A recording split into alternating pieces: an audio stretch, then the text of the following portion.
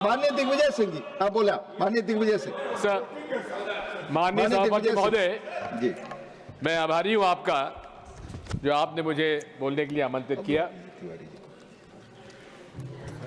भारत 1947 में आज़ादी हमें मिली और तब साक्षरता कितनी थी और उच्च कोटि के शिक्षण संस्थाएं कितनी थी, ये सर्वविदित है। लेकिन पिछले 78 वर्षों में जिस प्रकार से हमारे देश में साक्षरता बढ़ी है, शिक्षण संस्थाओं की गुणवत्ता बढ़ी है, वो अपने आप में ऐतिहासिक है। विज्ञान और प्रौद्योगिक तकनीक को महत्व दिया गया और इंस्टीट्यूट ऑफ एक्सेलेंस स्थापित हुए। मेरे मत से नीति में एक्सेस यानी पहुंच और एक्सेलेंस यानी गुणवत्ता आवश्यक है। पहुंच ज्योग्राफिकली भी और फाइनेंशियली भी गरीबों के लिए एक्सेलेंस, अच्छी गुणवत्ता की शिक्षा उन्हें प्राप्त हो, यह हमारा प्रयास होना चाहिए। अब पिछले 11 वर्षों में क्या हुआ उस पर हमें चर्चा करनी है। 2020 में न्यू एजुकेशन पॉलिसी आई। अब न्यू एजुकेशन पॉलिसी में जो पॉलिसी स्टेटमेंट है उसको मैं कोट करना चाहता हूं। It aims at producing engaged, productive and contributing citizens for building an equitable, inclusive and plural society as envisaged in the Constitution. माननीय सभापति जी, क्या नई एजुकेशन पॉलिसी के क्रियान्वयन में इस पॉलिसी स्टेटमेंट का पालन हो रहा है, उस पर हमें देखना पड़ेगा। कस्तूरी रंगन जी की रिपोर्ट जो थी वो ड्राफ्ट कुछ और था और जो सरकार ने न्यू एजुकेशन पॉलिसी घोषित की वो कुछ और थी। 1986 में जब नई एजुकेशन पॉलिसी आई थी, मैं लोकसभा का सदस्य था उस समय। उस पर लोकसभा में चर्चा हुई थी, सदन में चर्चा हुई थी, लेकिन 2020 के न्यू एजुकेशन पॉलिसी की कोई चर्चा सदन में नहीं हुई। अब बात यही है, क्या गरीबों के लिए न्यू एजुकेशन पॉलिसी में एक्सेस है, पहुंच है और एक्सेलेंस की तरफ हम लोग जा रहे हैं कि नहीं जा रहे हैं, यह विषय है। बात यही है कि क्या नई एजुकेशन पॉलिसी आने के बाद स्कूली शिक्षा और उच्च शिक्षा महंगी होगी या नहीं होगी? क्या उच्च कोटि की शिक्षा के लिए उच्च कोटि के शिक्षकों का चयन होगा या नहीं होगा? क्या उच्च कोटि का प्रशिक्षण उनका होगा कि नहीं होगा? क्या उच्च कोटि की शिक्षा के लिए वाइस चांसलर्स व प्रोफेसर्स का चयन ठीक होगा कि नहीं होगा? इन सब बातों को लेकर हमें इस पर चर्चा करनी है। मैं आपसे निवेदन करना चाहता हूं कि न्यू एजुकेशन पॉलिसी में जो यूनिवर्सल एक्सेस का उद्देश्य बताया है, मैं उससे सहमत हूं और इसीलिए आंगनवाड़ी यानी कि 3 वर्ष से लेकर 18 वर्ष तक बच्चों के लिए यूनिवर्सल एक्सेस की नई शिक्षा पॉलिसी में उसका समावेश किया, मैं उसके पक्षधर हूं। लेकिन क्या विमेन चाइल्ड डेवलपमेंट, महिला बाल कल्याण व शिक्षा विभाग का जो कन्वर्जेंस होना चाहिए प्री प्राइमरी लिटरेसी में और बाद में, उस पर आज भी कंफ्यूजन है। 5 साल हो गए न्यू एजुकेशन पॉलिसी को। मैं कहना चाहता हूं कि बाल वाटिका में बच्चों को मिड डे मील पीएम पोषण से दिलाया जाता है जो एजुकेशन विभाग में है, और आंगनवाड़ी को सक्षम आंगनवाड़ी योजना से मिलता है। नेशनल गाइडलाइन ऑफ फंडिंग में असमानता है। शिक्षकों का प्रशिक्षण भी व्यवस्था अलग है। कहने का मेरा मतलब है कि अभी भी शिक्षा विभाग और महिला बाल विकास ने जो समन्वय करना चाहिए था, होना चाहिए था, वो नहीं हुआ है।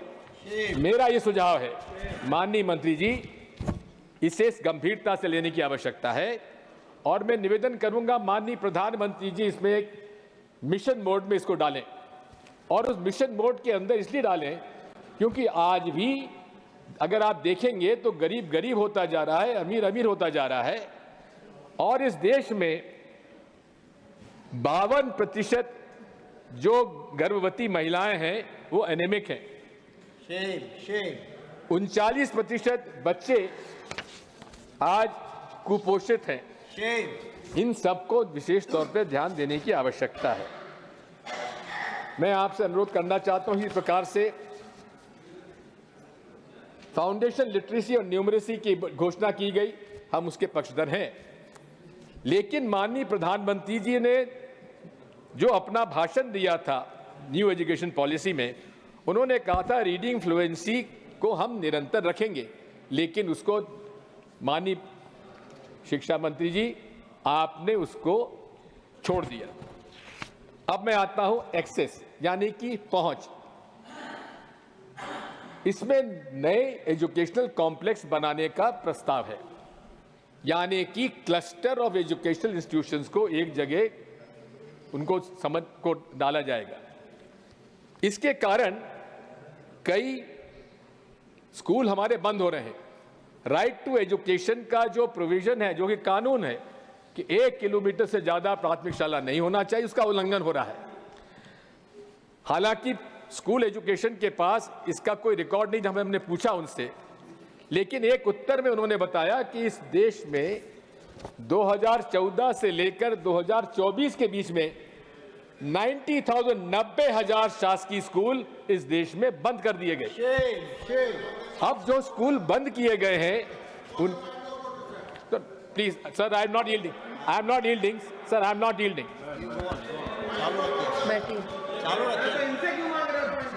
Not yielding, let me finish. माननीय तिवारी जी हमारी समिति के सदस्य हैं, उसमें हम लोगों की इसमें चर्चा हुई है, उनकी सहमति थी उसके अंदर।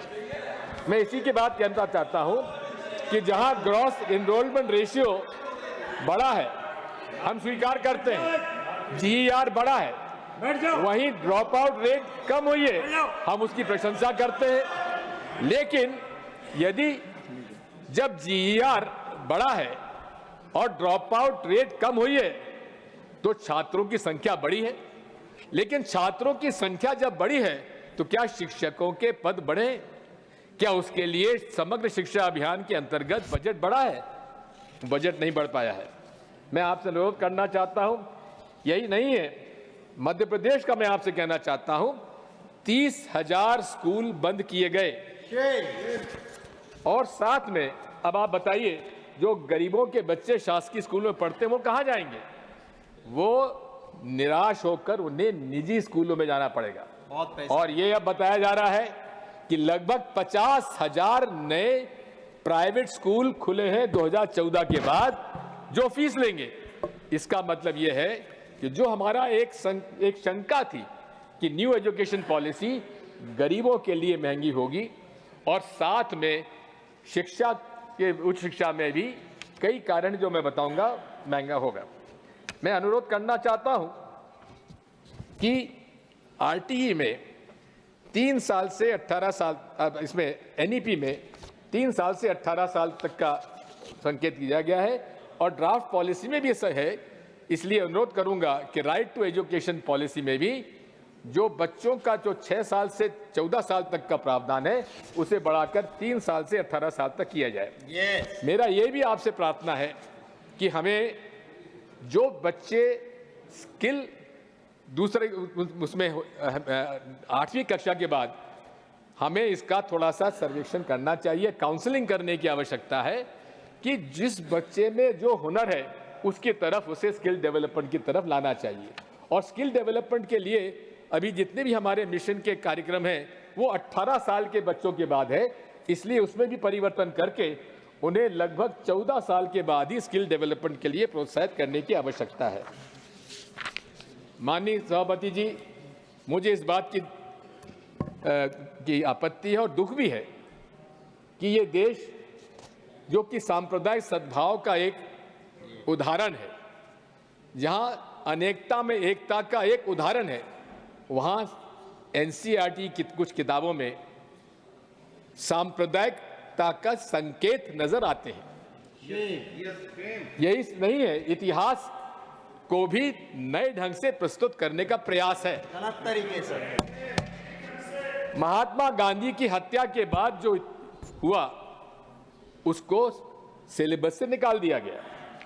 इसी प्रकार हिंदू मुस्लिम एकता के जो विषय पर उसको निकाल दिया गया, और यहां तक कि जो एनसीईआरटी किताबों में संविधान का प्रियम्बल की बाध्यता थी, वो तो धन्यवाद दूंगा मैं हमारे विपक्ष के नेताजी को, जिन्होंने कि इस बात को बताया या उसकी वजह से आप मजबूरी में एनसीईआरटी ने स्वीकार किया है कि हम प्रियम्बल का समावेश हर एनसीईआरटी किताब में करेंगे। उसके लिए मैं माननीय मंत्री जी को धन्यवाद दूंगा।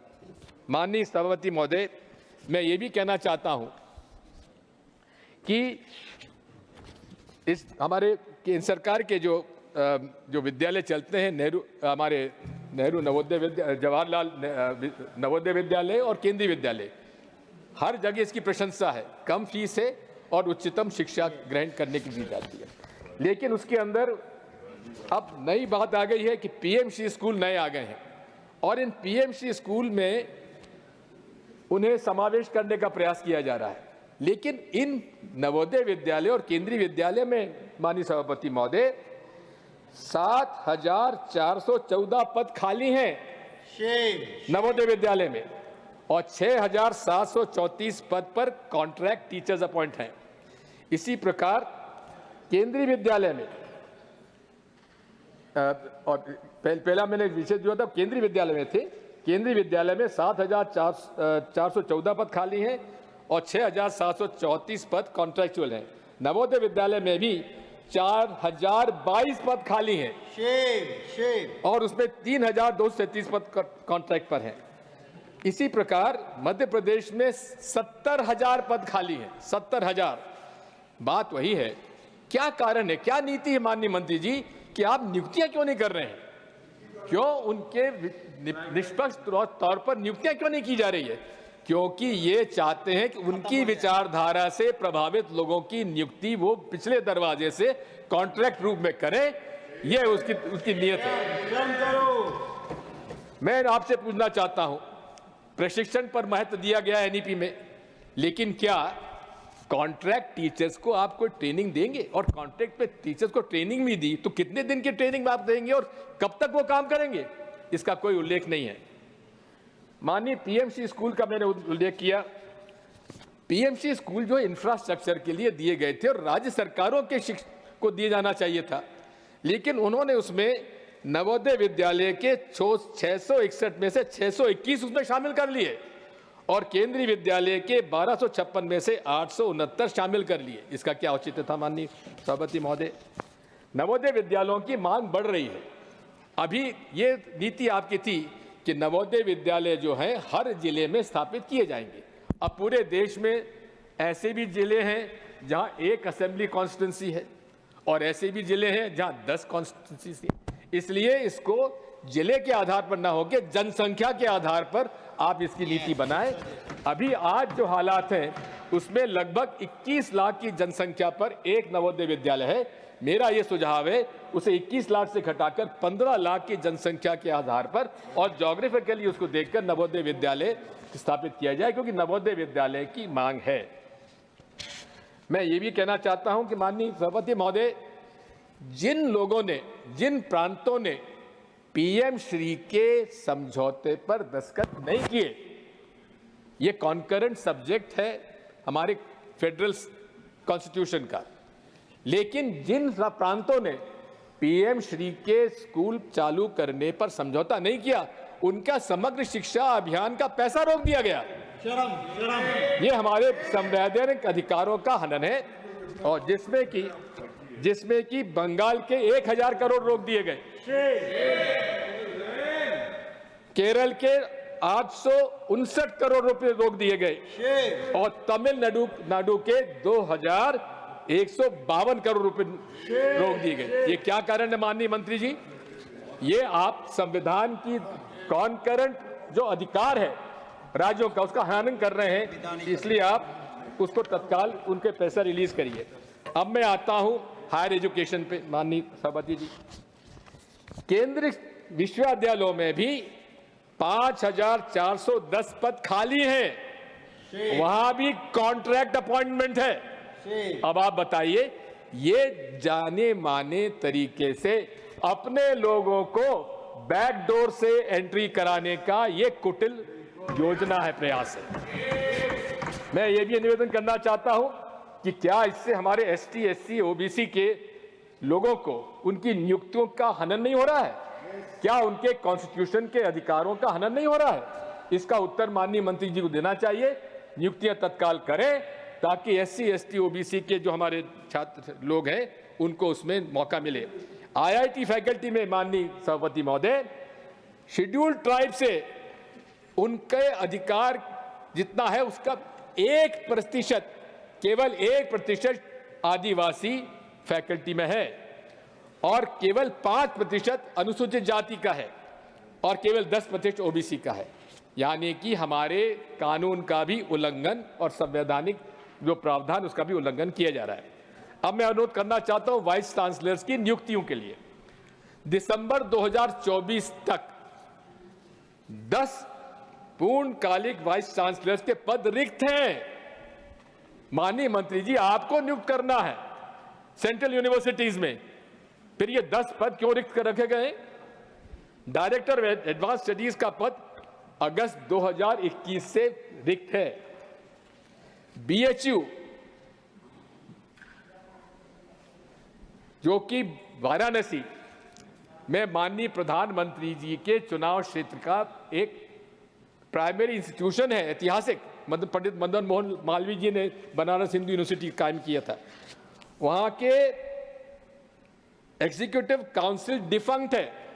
इसलिए डिफंक्ट है क्योंकि महामहिम राष्ट्रपति जी ने वहां के जो सदस्यों का मनोनयन करना वो नहीं हो पा रहा है। और उसमें क्या दिक्कत है? आपको मनोनयन करिए ताकि वहां पर वो काम हो सके। इसलिए नहीं किया जा रहा है ताकि वाइस चांसलर को इमरजेंसी पावर्स के अंतर्गत अधिकार दिए जाएं कि जो उनको करना करे, वो किसी के प्रति जवाबदार नहीं होंगे। माननीय सभापति महोदय, ये भी एक बात है कि हम लोग इंस्टीट्यूट्स ऑफ एक्सेलेंस, प्रोमिनेंस, उसमें भी हम लोग आज समझौता कर रहे हैं। जवाहरलाल नेहरू यूनिवर्सिटी आज विश्व में और देश में सोशल साइंसेस, ह्यूमैनिटीज और लैंग्वेजेस के लिए प्राइम इंस्टीट्यूशन है। वहां पर भी कौन सा वाइस चांसलर नियुक्त होता है? जो आईआईटी का प्रोफेसर है, टेक्निकल, उसको वहां अपॉइंट किया जाता है। क्या आपको ह्यूमैनिटीज, सोशल साइंसेस, लैंग्वेजेस में कोई योग्य प्रोफेसर नहीं मिले जो कि वहां नियुक्त किए जा सके? यही नहीं है, वहां पहुंचने के बाद उन्होंने, जबकि आईआईटी जेएनयू के बगल में है, वहां उन्होंने इंजीनियरिंग की फैकल्टी चालू कर दी, मैनेजमेंट की फैकल्टी चालू कर दी। अब आप समझिए कि जो देश में और विश्व में सोशल साइंसेज, ह्यूमैनिटीज और लैंग्वेजेस के लिए प्रतिष्ठित है, वहां आपने टेक्निकल और मैनेजमेंट स्टडीज चालू कर दी। अब मैं थोड़ा सा जिक्र करना चाहता हूं किस प्रकार से हायर एजुकेशन में और एजुकेशन मिनिस्ट्री में भ्रष्टाचार पनप रहा है। नाक NAAC का ब्राइबरी स्कैंडल सर्वविदित है। जो व्यक्ति उसमें, जिसको जेल हुई, जो जमानत पे है, उसकी नियुक्ति किसने की थी? उसकी नियुक्ति तत्कालीन वाइस चांसलर जेएनयू, जो अब आपने उनको प्रमोट कर यूनिवर्सिटी ग्रांट्स कमीशन का चेयरमैन बना दिया, उनके द्वारा उनकी नियुक्ति की गई थी। और नियुक्ति हो जाने के बाद डायरेक्टर मैनेजमेंट स्टडीज की नियुक्ति की गई और डायरेक्टर मैनेजमेंट स्टडीज की नियुक्ति वहां हो जाने के बाद जब यूनिवर्सिटी ग्रांट्स कमीशन के चेयरमैन बने वहां के वाइस चांसलर, तो उन्होंने उन्हीं महाशय को नैक में अपॉइंटमेंट दे दिया, क्योंकि नैक के गवर्निंग काउंसिल के अध्यक्ष कौन है? यूनिवर्सिटी ग्रांट्स कमीशन के चेयरमैन काउंसिल। यानी कि कुछ समझौता या समन्वय या जो भी पार्टनरशिप हो वो उन दोनों में नजर आती है। दूसरी बात मैं आपसे निवेदन करना चाहता हूं, इसी प्रकार मध्य प्रदेश के 3 मेरे पास केसेस ऐसे हैं। राजीव गांधी प्रौद्योगिकी विश्वविद्यालय वाइस चांसलर सुनील कुमार ने 19 करोड़ 48 लाख गवर्नमेंट अकाउंट से अपने प्राइवेट अकाउंट में ट्रांसफर कर दिए, पकड़े गए। उसी प्रकार से जीवाजी यूनिवर्सिटी में vice chancellor doctor Avinash Tiwari और उन्होंने एक फेक कॉलेज को डिग्री दे दी, फेक कॉलेज में डिग्री दे दी उन्होंने। जब वहां के गवर्नर को मालूम पड़ा तो उनको इस्तीफा देने के लिए मजबूर किया गया और उस पर उनके खिलाफ प्रकरण दर्ज किया गया। इसी प्रकार वाइस चांसलर माखनलाल चतुर्वेदी राष्ट्रीय पत्रकारिता विश्वविद्यालय भोपाल, जिसके चेयरमैन उपराष्ट्रपति जी हैं, वहां करप्शन और फाइनेंशियल इरेगुलरिटीज का एम्बेजलमेंट में 2 करोड़ 65 लाख का भ्रष्टाचार करने का उन पर मुकदमा कायम हुआ और मुकदमा कायम होने के बाद वो वहां से भागे और उसके बाद उन्हें हरियाणा का वहां पर उन्हें स्टेट हायर एजुकेशन काउंसिल का चेयरमैन बना दिया गया। माननीय सभापति जी, आईआईटीज इस देश में स्थापित किए थे पंडित जवाहरलाल नेहरू ने, जिनके कारण आज पूरे विश्व में नाम है भारत के इंजीनियर्स का। आईआईएम्स के माध्यम से हमारे नाम है हमारे भारत का, जिसको कि पंडित जवाहरलाल नेहरू ने कहा था these are the temples of the modern India. वहां पर एक ऐसे व्यक्ति की नियुक्ति हुई है जो कहते हैं कि आईआईटी डायरेक्टर मंडी, वो कहते हैं कि जो अब नड्डा जी आप तो इसको समझ लीजिए कि वहां आईआईटी का डायरेक्टर मंडी का कहता है क्या यहाँ पर जो भूमि स्खलन हो रहा है, इरोजन हो रहा है, वो इसलिए हो रहा है कि यहाँ के लोग मीट खाते हैं। अब बताइए, मीट खाने वाला व्यक्ति जो है उसकी वजह से वहां पर हिमाचल प्रदेश में आपके राज्य प्रांत में इरोजन हो रहा है। अब आप समझ लीजिए, इसी के साथ साथ और भी बातें थी। एक एनआईटी के प्रोफेसर दक्षिण भारत के, उन्होंने कह दिया कि नाथूराम गोडसे ये राष्ट्रभक्त थे। ये विचारधारा किस प्रकार से विचारधारा से प्रभावित होकर न्यू एजुकेशन पॉलिसी लागू की जा रही है, हमें उस बात की आपत्ति है। मैं आपसे उदाहरण 2 का और देना चाहता हूं। इसी में एनसीईआरटी में इस बार कल लगभग 20% कंसेशन पे टेक्स्ट बुक बांटी गई। कारण यह है कि वहां पर उन्होंने इस बात का ध्यान दिया कि निष्पक्षता से कागज की खरीद होना चाहिए। मैंने जब उनसे पूछा तो उन्होंने बताया कि इस भाव में कागज खरीदा गया। तो मैंने उनसे पूछा कि पिछले 5 सालों में क्या रेट से कागज खरीदा गया। आज तक उसका मुझे उत्तर नहीं मिला है, लेकिन मुझे इसकी जानकारी मिली है कि भारी भ्रष्टाचार खरीद में होता है। मैं इसी के साथ साथ 2 ऐसे उदाहरण देना चाहता हूं। एक उदाहरण है एक ऑटोनोमस माइनॉरिटी इंस्टीट्यूशन जो देश में विख्यात है, Saint Stephen's College. Saint Stephen's College के प्रिंसिपल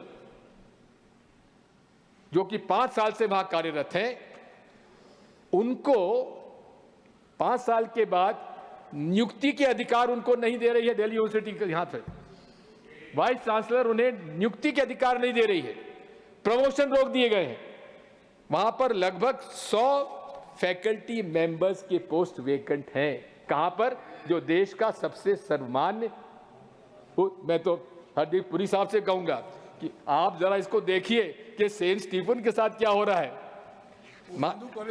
वो हिंदू कॉलेज के हो तो आपकी राइवलरी भले हो सकती है सेंट स्टीफन के साथ, तो बस इसमें निवेदन करता हूं कि इसमें 100 पद खाली। इसी प्रकार से जेएनयू के अंदर भी, जो कि देश का एक प्रमाणित और विख्यात इंस्टीट्यूशन है, वहां 150 फैकल्टी मेंबर्स के प्रमोशन केस पेंडिंग है। 30 फैकल्टी एलिजिबल एसोसिएट प्रोफेसर अब भी असिस्टेंट प्रोफेसर बने हुए हैं। 30 फैकल्टी एलिजिबल प्रोफेसरशिप के लोग अभी भी असिस्टेंट प्रोफेसर बने हुए हैं। 50 फैकल्टी एलिजिबल फॉर प्रोफेसरशिप के वो अभी भी एसोसिएट प्रोफेसर बने हैं। यानी कि कुछ तो ऐसे लोग हैं कि उनके छात्र वो उनके सीनियर हो गए। ये हालत है जेएनयू की, क्योंकि जेएनयू एक ऐसी संस्था है जो गरीबों को, गरीब परिवार के बच्चों को उच्च श्रेणी की शिक्षा देती है, जिसके साथ ये समझौता किया गया है। मैं ये भी कहना चाहता हूं कि यूनिवर्सिटी ग्रांट्स कमीशन पहले ग्रांट दिया करता था, लोन नहीं देता था। अब नीति परिवर्तित की गई है और हायर एजुकेशन फाइनेंसिंग अथॉरिटी का गठन किया गया है। इसका मतलब यह है कि यूनिवर्सिटी ग्रांट्स कमीशन अब कोई ग्रांट नहीं देगा। हैफा के माध्यम से आप लोन लीजिए, और लोन लीजिए यानी कि लोन पटाइए। अब लोन पटाने के लिए उनको तो फीस बढ़ानी पड़ेगी। फीस जब बढ़ानी पड़ेगी तो प्राइवेट यूनिवर्सिटीज तो फीस बढ़ाएंगी और सरकारी यूनिवर्सिटीज को भी बढ़ानी पड़ेगी। मैं आपसे अनुरोध करना चाहता हूं कि इसमें विशेष तौर पर ध्यान देने की आवश्यकता है, और यूनिवर्सिटी ग्रांट्स कमीशन को जो अधिकार था ग्रांट देने का, वो कायम रखना चाहिए। अब स्कॉलरशिप्स में भी जूनियर रिसर्च फेलोशिप पेमेंट्स जो कि मिलना चाहिए, वो महीनों तक उनको नहीं मिल पाते हैं। National living science talent search examination जो कि बजट के कमी कारण बंद कर दी गई है। NSTSC जो कि स्कॉलरशिप और ग्रेड 9 के बच्चों को प्रोत्साहन देता था, वो भी बंद कर दिया गया। Maulana Azad national fellowship scholarship for students minority community जो कि लॉन्च हुई थी, उसको भी 2020 से समाप्त कर दिया गया। अब माननीय सभापति महोदय, कभी भी कोई टैक्स सरकारी यूनिवर्सिटीज पे नहीं लगता था। अब जीएसटी आने के बाद सरकारी यूनिवर्सिटी से भी जीएसटी ली जा रही है। सरकारी 18% शिक्षा बेचने की न्यू एजुकेशन पॉलिसी है ये। इसी के साथ साथ मैं निवेदन करना चाहता हूं, मेरा ये सुझाव है कि टेक्स्ट बुक और रिसर्च के जो भी इक्विपमेंट और सामान है, और सरकारी और प्राइवेट यूनिवर्सिटीज पर जीएसटी और सारे टैक्सेस माफ होना चाहिए, हम लोग डिमांड करते हैं। रिसर्च पर भी विशेष तौर पर ध्यान देने की आवश्यकता है। पहले एक जमाने में जितना रिसर्च पर खर्च होता था, वो रिसर्च धीरे धीरे कम होता जा रहा है। 9% शेयर जो इंडिया का एक्सपेंडिचर था रिसर्च डेवलपमेंट पे यूनिवर्सिटीज का, उसमें भी कमी की गई है। नीति आयोग ने खुद ने ये रिपोर्ट दी है कि इसमें इनोवेशन और कमर्शियल रिसर्च पर ज़्यादा खर्च करने की आवश्यकता है, जो कि नहीं हुआ है। 2021-22 में स्टेट यूनिवर्सिटी को 40% पीएचडी स्टूडेंट्स को ये दिया जाता था, लेकिन अब स्टेट यूनिवर्सिटीज़ को इसमें लाभ नहीं दिया जा रहा है। मैं अंत में इतना ही कहना चाहता हूँ माननीय सभापति महोदय कि इस बारे में रिसर्च में जो हमारे रिसर्च साइंटिस्ट हैं, जिनको पेटेंट की राशि मिलती है, उस पर भी कोई टैक्स नहीं लिया जाना चाहिए। एज एन इंसेंटिव उनको अपने पेटेंट से रॉयल्टी मिलती है, उसको रखने के लिए मौका दिया जाना चाहिए। माननीय सभापति महोदय, आई विल कंक्लूड। हालांकि मोदी जी कहते हैं सबका साथ, सबका प्रयास, सबका साथ, लेकिन करते हैं कुछ लोगों का विकास। शिक्षा के अंदर भी आप देखेंगे सांप्रदायिक रंग दिए जाने के संकेत हैं, करिकुलम में भी सांप्रदायिकता के संकेत है, नियुक्तियों में भी भेदभाव किया जा रहा है।